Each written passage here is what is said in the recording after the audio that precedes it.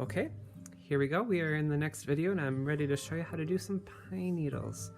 So right away, your pine needles on the red pine are not short pine needles. They're actually quite long. They might even be relatively close to the length of like a pencil here. So you are going to want to keep that in mind. Now, you don't want to draw long needles coming out like this. That wouldn't make sense. The size is different when you're standing from far away. So I think actually I'm going to hold my pencil sideways. I always like to change up my technique. And we're just going to kind of do some scratching in.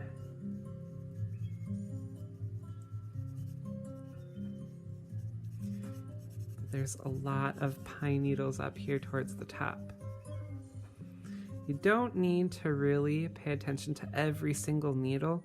Oh my goodness, if we did that, you know, it would take us a very long time. I'm literally letting my pencil do a lot of the work for me. I'm just trying to figure out how to place these lines. Now, in red pines, there's a lot of gaps in between each set of branches, which is really what they're distinctive about. You might want to show a little bit of evidence of individual pine needles, but don't be too involved with that. Okay, our pine tree's trunk is going to be dark, so you might want to rub over that nice and dark like that. We're going to work our way down this tree from the top.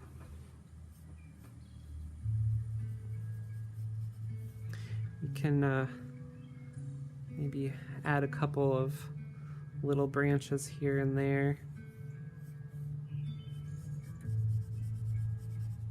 Okay.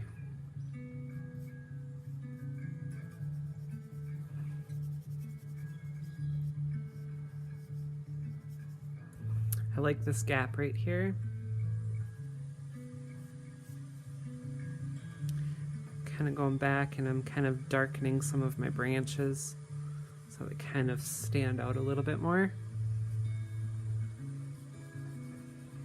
On your tree trunk, you can add more texture to it by adding dark areas and light areas, paying attention to the value.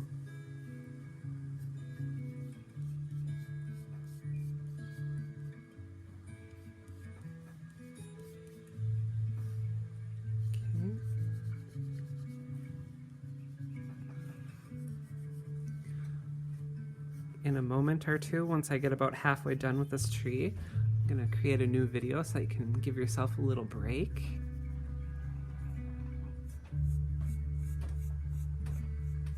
Again, notice how I'm holding my pencil. I'm holding it sideways like this, not like this.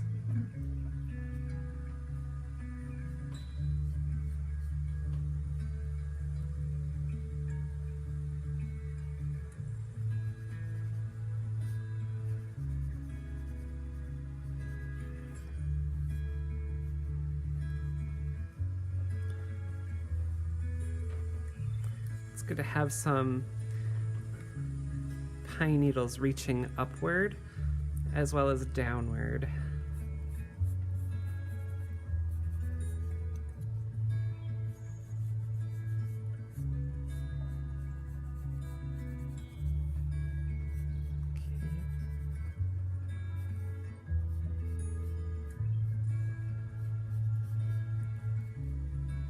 I'm gonna have like a broken branch right here just to add a little bit of character to our tree. Maybe, who knows, maybe there's an owl that will come and perch right there or something. Maybe a woodpecker.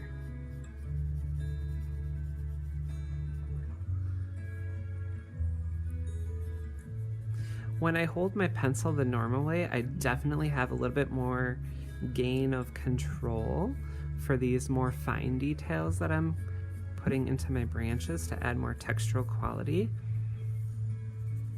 You can go back and do a little bit more details here and there.